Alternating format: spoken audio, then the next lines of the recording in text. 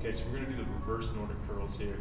Great exercise to help with extensibility of the tissues of the quadricep muscles, the hip flexors. And it's also going to be really good for knee health. Basketball players, I'd say this is one of the absolutes that you should be throwing in your warm-up, in your daily routine to help mitigate the stressors that you encounter out on the court with your knees. So what you're going to do is you're going to start in this position where you're tall kneeling.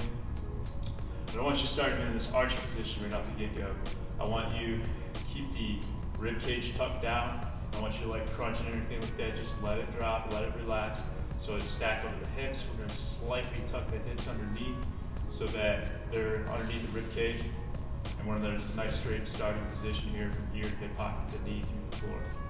I'm going to go ahead. I'm going to start to lean back, maintaining that position as I go. I should feel a lot of quad stretch through my quads as I go down, and then I'll pull myself back up under control.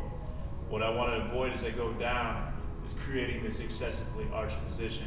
So think as you go down, you're trying to keep that rib cage position that we initially established as we went down in the hip position. So you should feel upper hamstrings and glutes right now as you're going back, in addition to the stretch through the quads. You should feel even a little bit of abs if you're holding your position correctly. So make sure that you're not excessively arching as you do this exercise. Only go through as much range of motion as you can. Control with this exercise.